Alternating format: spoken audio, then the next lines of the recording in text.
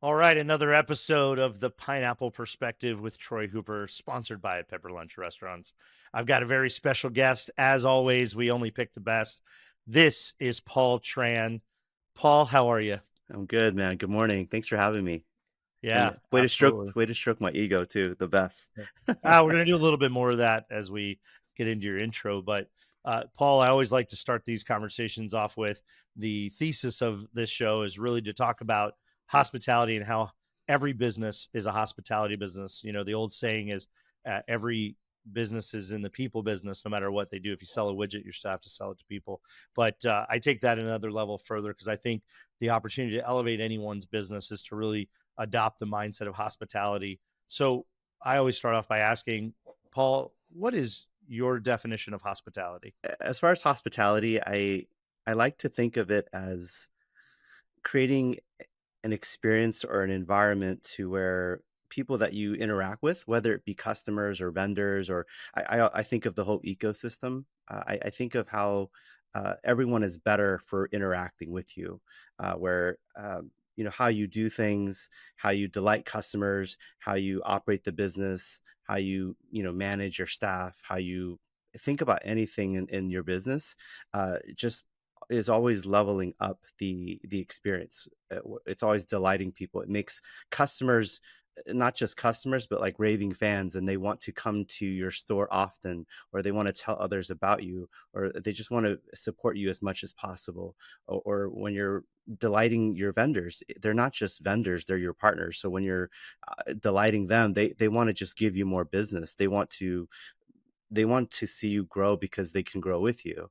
And so I think of it, just hospitality in general, just as the most sustainable business model, where being generous actually helps you make more money, but also just helps everyone around you just be better in general. So that's what comes to mind when I think of hospitality.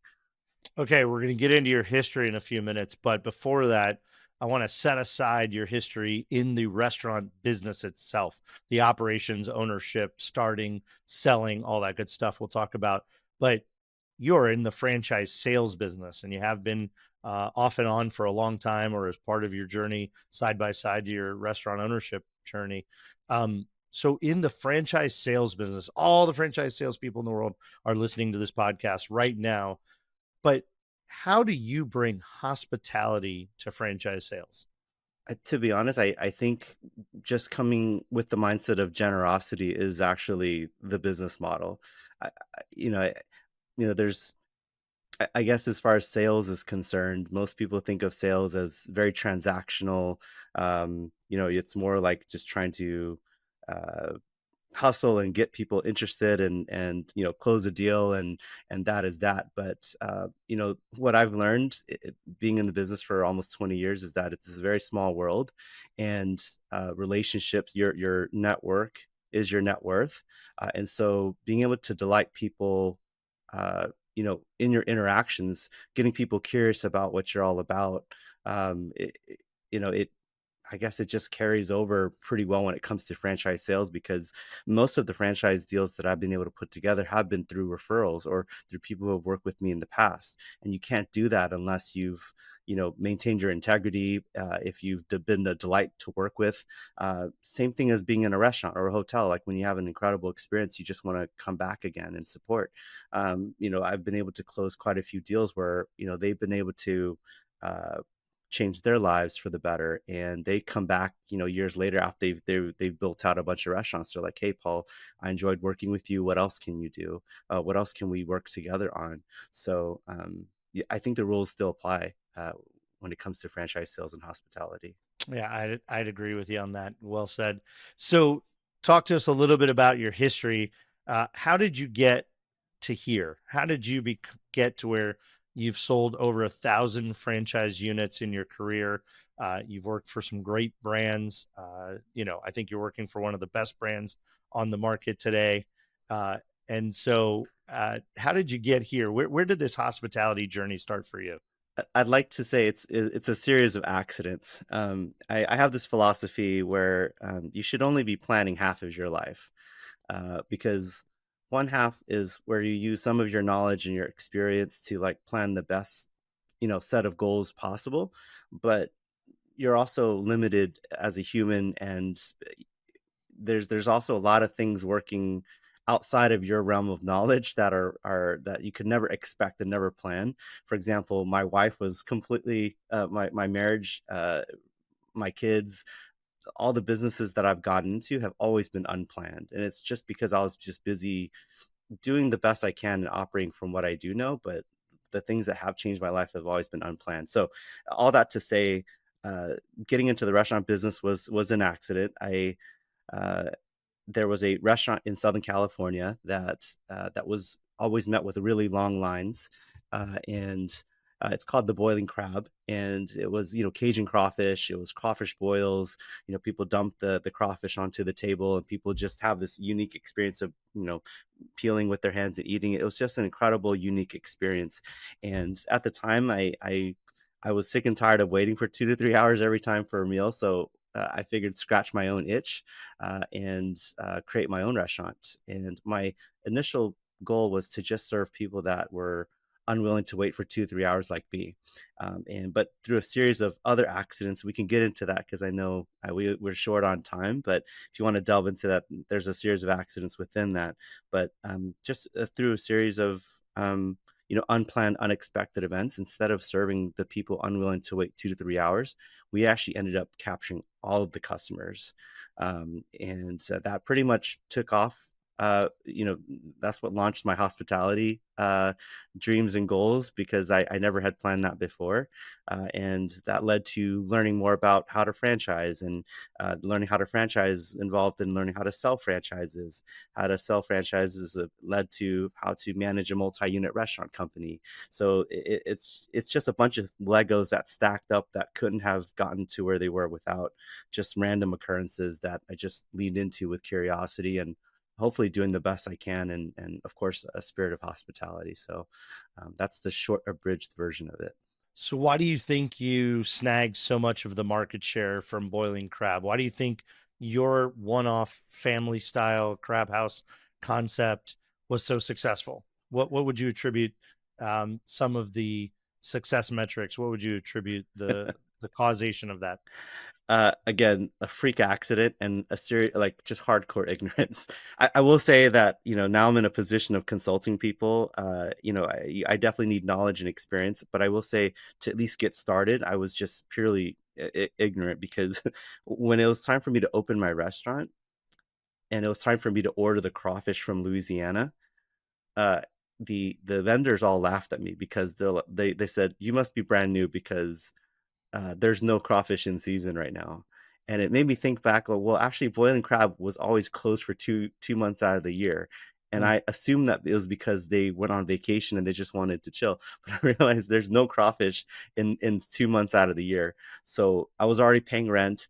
I was really stupid. I just figured that, man, we just need to open right now and just start serving customers. So we served food with our famous recipe without crawfish, but we used it on crab and clams and shrimp and other items.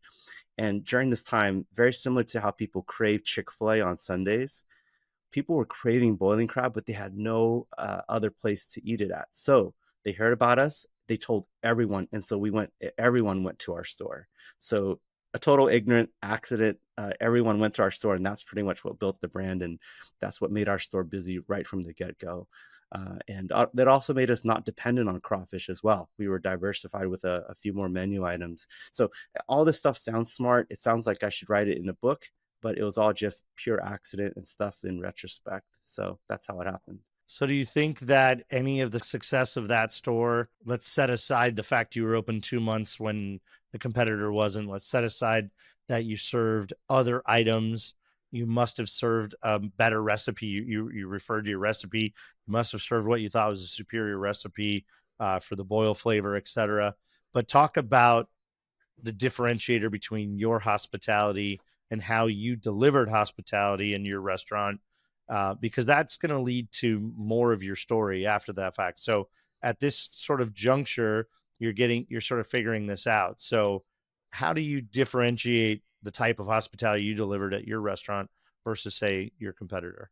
one of the things was we wanted to be a little bit more family friendly. At the time, Boiling Crab was very like about people who were willing to, go out, party after a party or club or before they party or club. They like to drink alcohol, and it's more like the party crowd.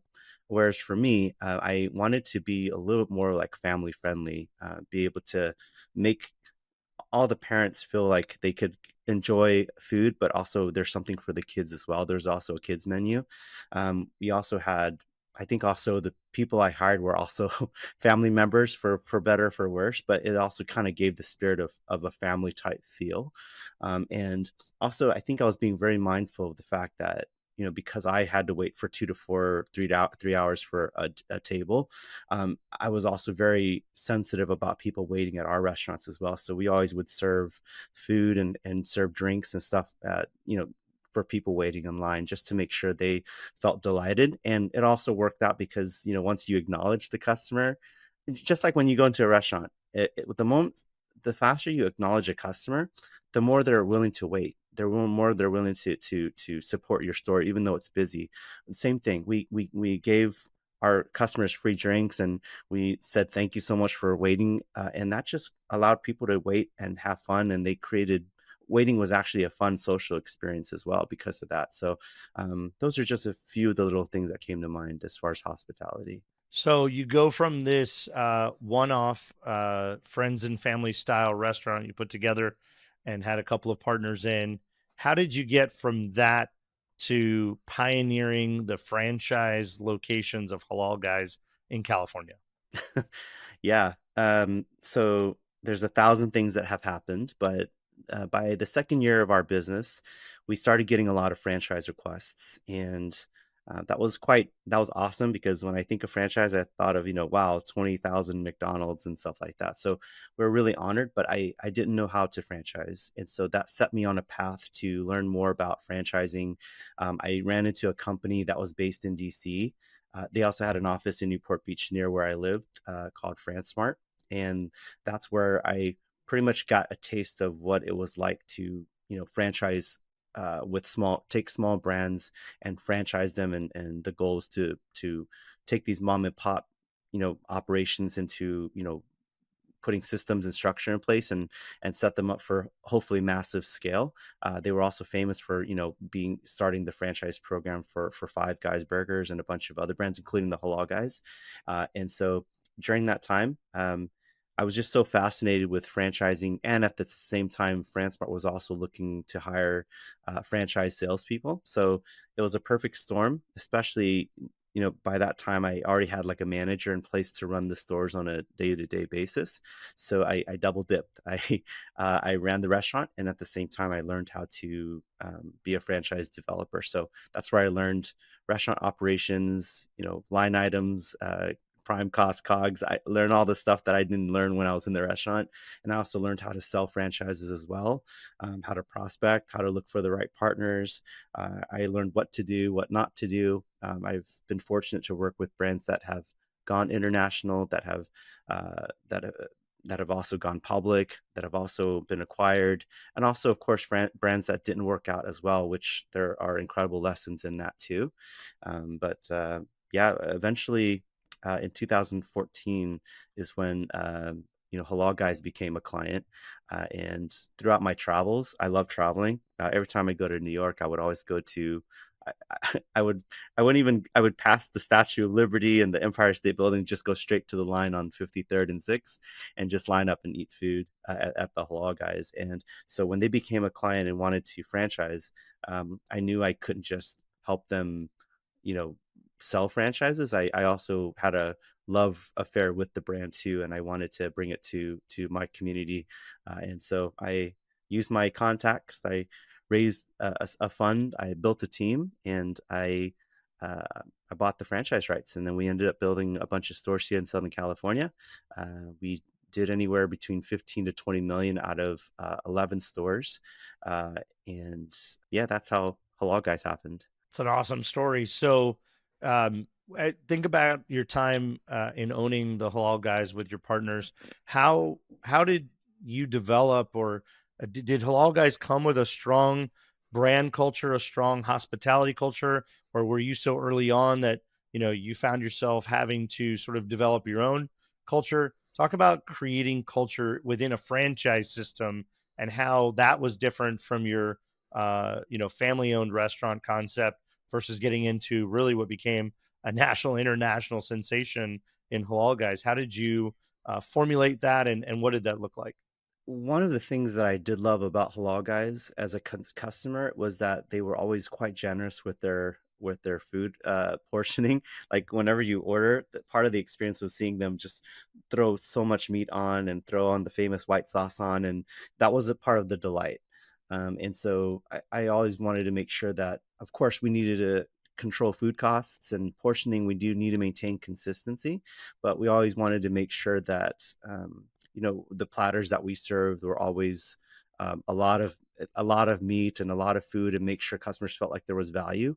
And even when we had to start portioning things and make sure each plate was consistent, um, if we couldn't pile on the food, then at least we pile on the hospitality. Like that's how we make up for it. And so, again, it goes back to things like acknowledging customers when they first walk in, always smiling as well. When staffers smile, like the employees, the customers can't help but smile in return. That's just natural order of things.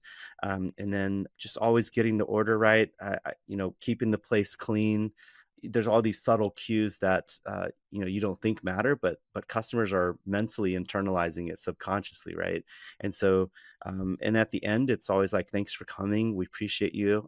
And we always get into this did you know mentality, where did you know we also do catering, or did you know we also have an app where if you order you get rewards. And so I always like to just educate and delight just at the end, just so that customers have that in the back of their mind, and yeah, keep this in mind for the next time they want to eat eat with us, or they need catering, or they forgot that, hey, I'm already like here 3 times already, I should probably download the app and like get some rewards. So yeah, as far as the culture is concerned, like I'd say the culture of being generous with the food portioning came from the Halal Guys, but I'd say that a lot of like the stuff that I've learned running my own restaurants, as well as just hospitality things I pick up along the way, have kind of filled in the blanks. So you've done a fair bit of consulting. Obviously, I'm accustomed to this, when you're visible in the market and you've worked on some brands and seemingly had some success, folks are always looking for advice, right? Whether it's email, phone call, introduction, LinkedIn message, people are always like, hey, I've got 2 or 3 stores. I'm looking to either franchise or not sure how to grow this business. So you and I are both used to sort of getting those inbound inquiries of, hey, can you just give me some advice or mentorship, et cetera. So let's talk to the emerging brand folks that you and I have a lot of experience with, and whether they have 3, 5, 7 stores, and they're thinking about franchising, they're thinking about growing their brand, they're thinking about what it takes to establish themselves as a scalable business. How do you talk to them about the idea of utilizing hospitality, sticking to their core values, really focusing on culture, focusing on that surprise and delight and customer connection? You've talked about a couple of those elements, but how, when you're talking to these folks, it's really not about ones and zeros and can you pay a fee and you can register a thing and you can market your brand, but really, what is the marketable, intangible feeling that this brand can develop? How do you tell people how to create that thing that seems to be elusive to a lot of folks? Wow, really good question. I think a couple things. I think that I usually warn folks ahead of time that not everybody, yeah, you can franchise, but not every brand should franchise. And I also tell them that there are no shortage of other ways to grow a company as well.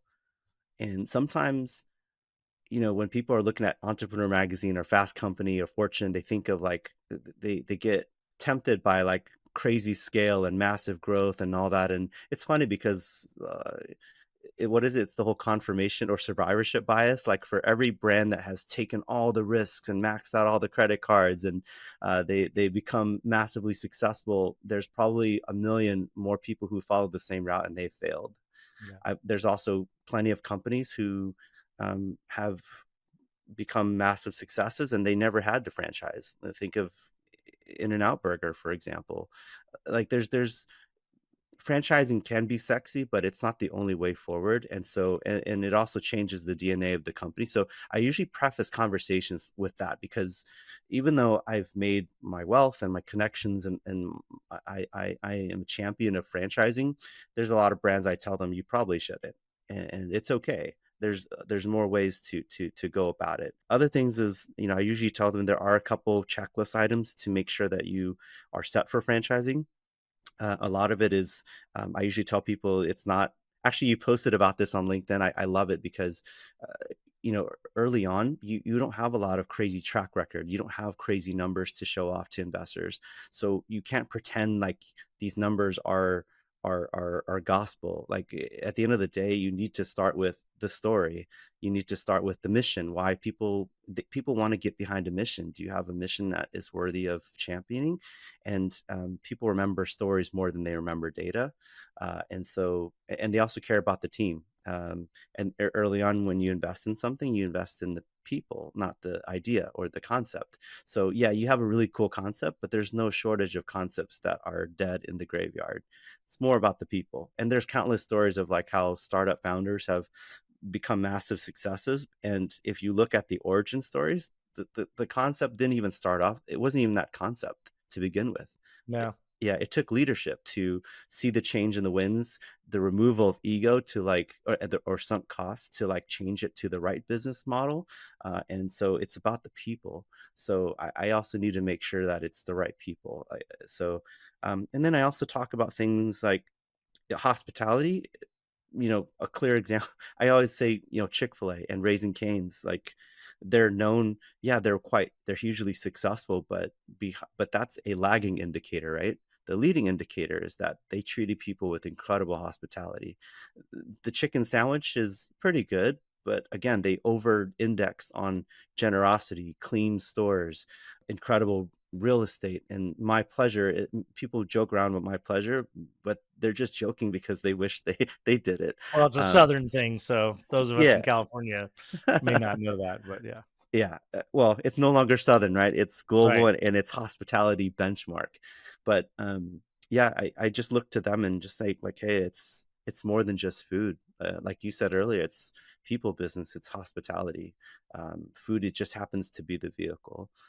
So don't over index on the food. Don't over index on a cool concept. You need to over index on the hospitality portion. Yeah. I mean, it's back to we are people serving people, right? And so, from a leadership standpoint, I've always said, as a leader, you are a leader that has to serve people so that they can serve people, right? And that's really this sort of win-win-win mentality. And if you add the fourth win, the win is the business as a lagging indicator, right? So, Chick-fil-A is the perfect example that you can do something the right way. You can, quote unquote, overinvest in culture, overinvest in training.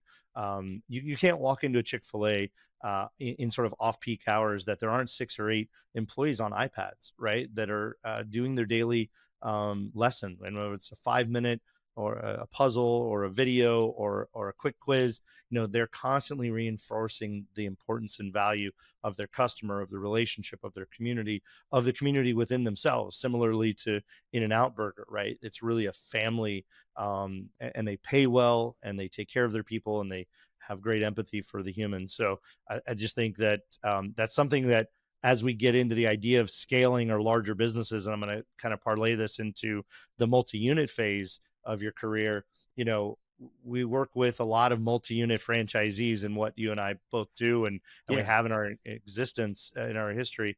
So putting that hat on, now you're a multi-unit owner operator partner of 11 units. You have a team, you have a management team, and you're working inside of somebody else's system, right? The halal guy's system.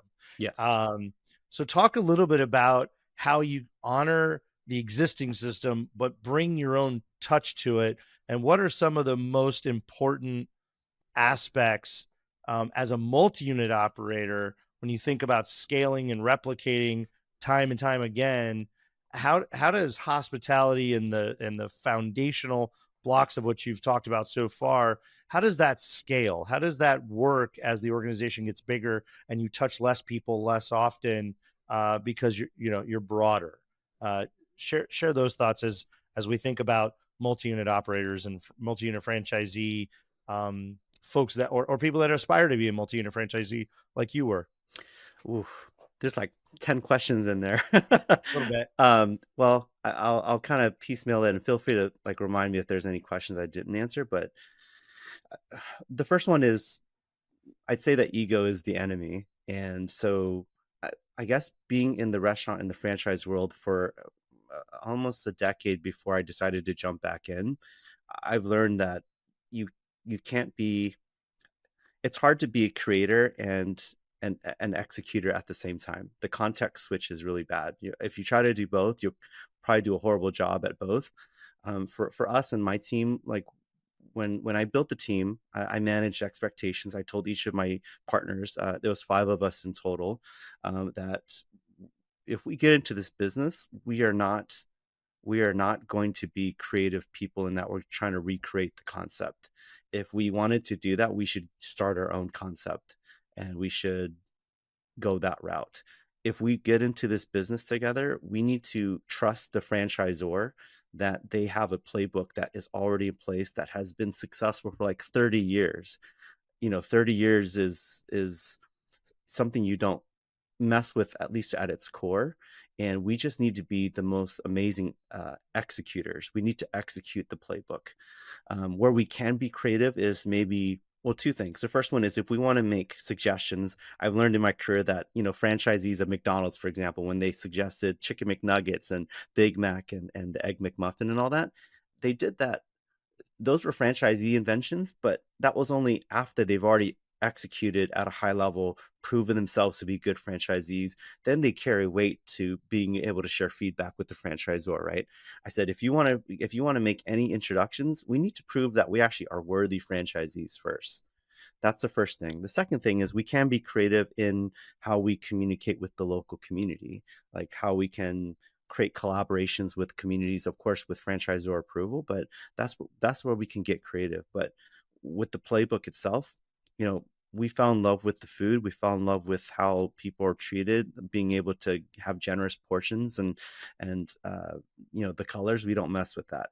And if we do that, we have a chance to scale. And so that's the expectation that me and my teammates had before we even decided to team up. So I think managing expectations early on was really helpful. Did that answer your question?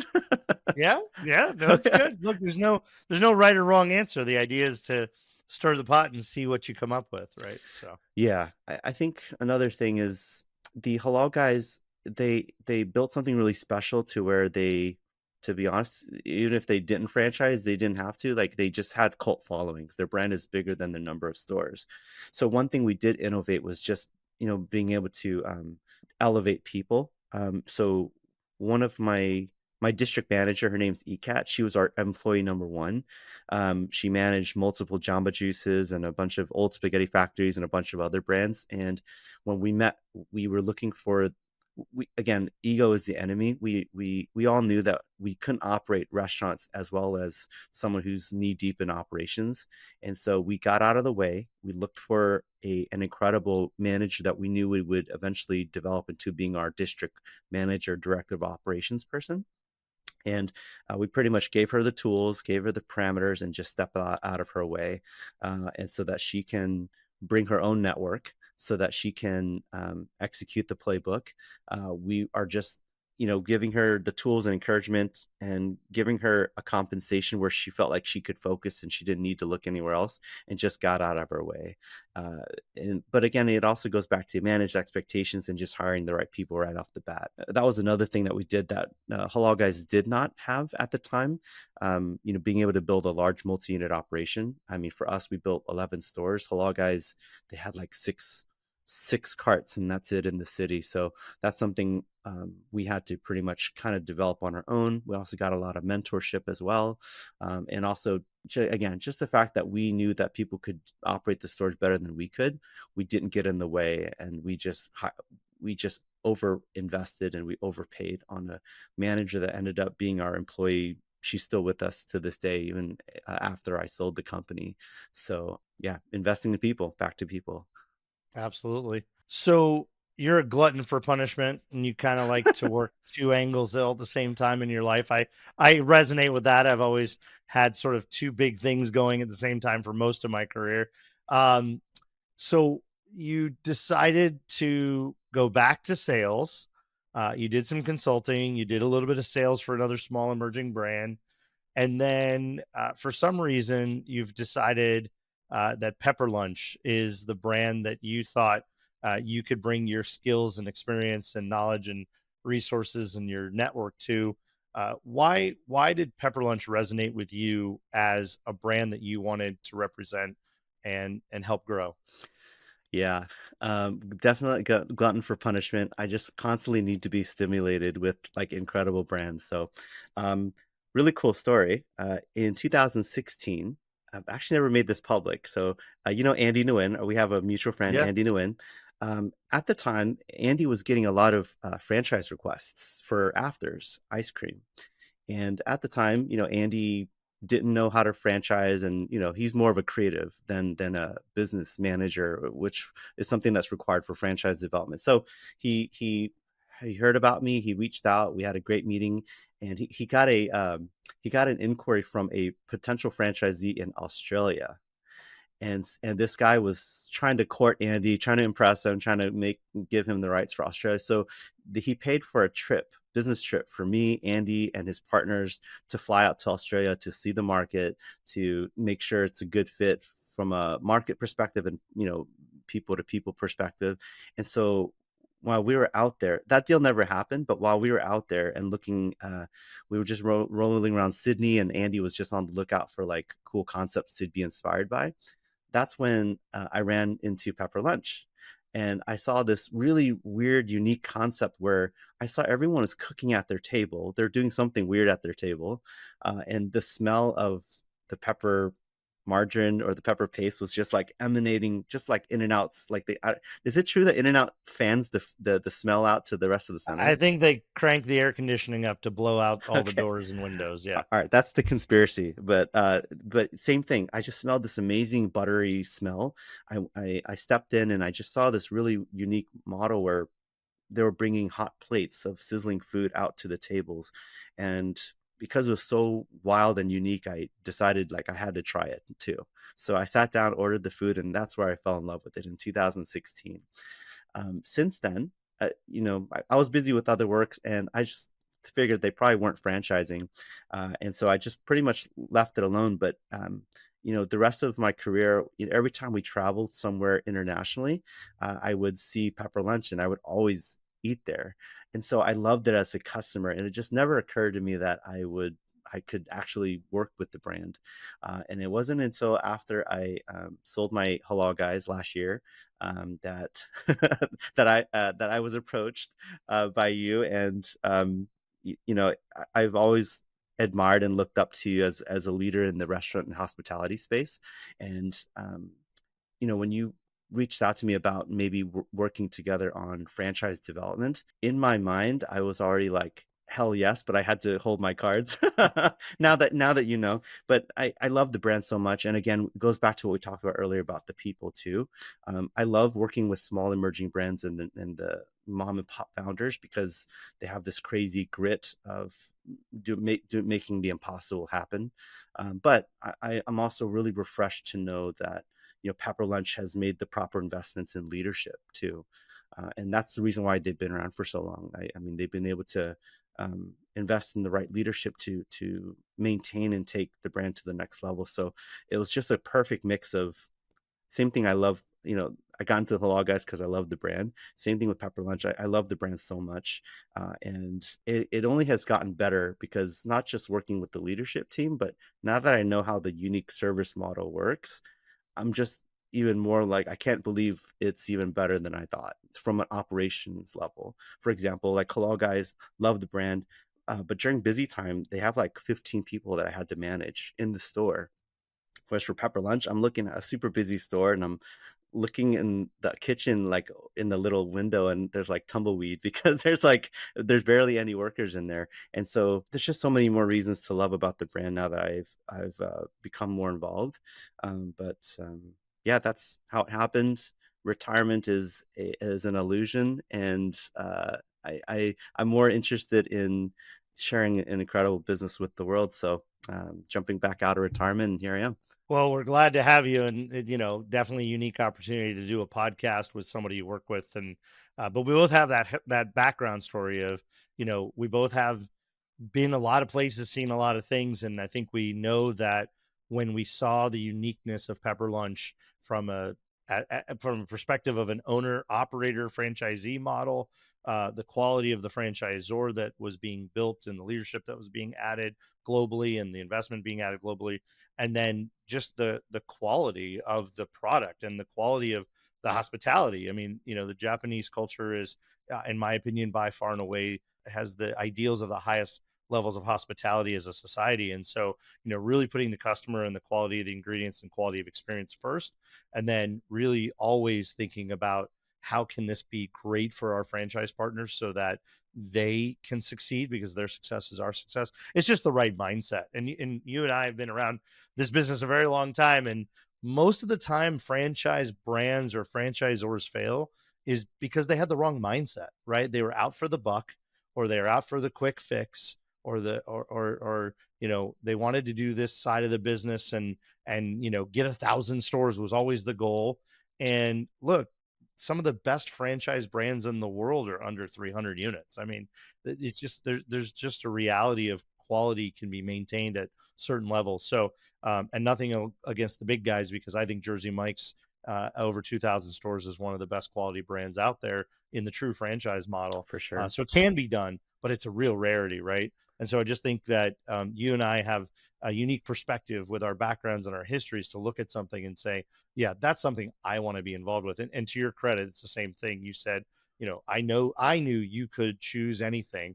And I was in a race to get my hands on you as fast as we could, because, it's about building the right team with the right mindset. It's really mindset first. So, For sure. to all the franchisees and prospective large franchisees out there, really it's about mindset and fit, right? At the end of the day, anybody can write a check, but it's really about finding that relationship, finding that partnership. Let's start to wrap this up. How do you, when you're having conversations with investment groups and large franchisees out there, and even new and emerging folks that want to put a group together like you did and become a franchisee of a brand that's emerging in a new market, like Pepper Lunch is growing in the United States, how do you um, think about, and how do you articulate to these folks that the fit matters, and what the fit is? Like, how do you determine fit? How do you do that matchmaking internally? Oh, good question. And I want to add one point, the point you added before about, like, brands that are just looking for the quick buck or the right brands. I'm also going to add that 100% of the brands that ended up becoming massively successful, they actually didn't even plan to franchise. Like, when people come to us, I'm pretty sure you experience the same. Like this brand is ready for franchising. This is built for franchising. I'm already feeling like their focus is off. Right. So anyway, that's for another topic for another time. But as far as the right fit, a lot of it, I mean, that's why we love working with multi-unit operators, right? Because they've been through the gamut. They know what it's like to work with franchisors. They know what it's like to scale multiple stores, so that when they see a business model that makes sense, they get it right away. Just like you and I chatted earlier about, like, for example, the Halal Guys. I mean, love the brand, but also, because they've already been operators, like, being able to see what Pepper Lunch can offer is kind of like a no brainer when they, as something to expand into. And so, right now the biggest concern they have is, labor. The biggest concern they have is consistency and control, if they're so distracted with that, they can't focus on being hospitable, right? They can't focus on delighting customers. So I love the initiative that, the leadership team at Pepper Lunch is focused on, where they're trying to focus on recapturing food costs, so that and also the business model requires less labor. The business has been investing heavily into technology and more efficiencies, and all these things are working to where it becomes less of a distraction and more focus can be towards delighting the customer. It's truly hard to delight customers at massive scale if the margins are like 1% or they're underwater, right? So money is important, but it's important only because it can be a distraction to like taking better care of the customer. So the multi-unit franchisees that we would like to work with are folks who are committed to hospitality. They care about the customers. They want to delight them, and they want that to be the business model, not delight customers when they get a moment. That is the business model, but they can't do that if their margins are always like under attack. It's like being distracted. So I'd say that franchisees who they definitely care about hospitality would be the right fit for us. And a lot of it's just more like philosophical too, but that's just case by case. But hope that answers your question. For sure. Let's wrap this up with some fun get to know yous. What are these collectibles? Is that a particular type of collectible? A lot of it's just things that Are they Funko? What are they? They're not Funko. Everyone always says it's Funko. Funko's the bigger ones. Yeah. So let's see if I can pull this out. So when I was in Singapore, do you know Pop Mart? Yeah. So it's these vending machines that pop out like that, that dispense like these incredibly high quality toys. And I think it's Japanese actually in nature. But these artists just do such an incredible job on like creating toys. And so I don't know, it's just from our travels. We just got obsessed with collecting them. You have a few of them, including the scary Pennywise, which I see over the other shoulder. Yeah. All right. Well, we've got to figure out how to get Pepper Lunch's own mascot set up in one of these characters. Please do. All right. So Nike or Adidas? Nike, all the way. Black shirt or white shirt? Black. Who cuts your hair? Local barber, 5 minutes from me, out of convenience. How many times a week do you eat Pepper Lunch? Oh my gosh. Since I started working with the brand and meeting with folks, I'm eating 2-3 times a week. How many times do you eat at Halal Guys in a month now? I actually eat maybe once or twice a month. I was just seeing if you had enough of it so far in your life, if you keep coming back to it. Oh, still love it. Still love it. Paul Tran, really appreciate your time. Really enjoyed talking to you. I knew it would be a great conversation about hospitality and our industry. And I appreciate having you on and look forward to having you back again another time. Oh, the respect and the love is the same. Thank you for having me. And hopefully we can add value to those we seek to serve. So thank you, Troy. Thank you for listening to The Pineapple Perspective. If you loved today's episode, leave a review and a 5-star rating. I look forward to welcoming you back next time.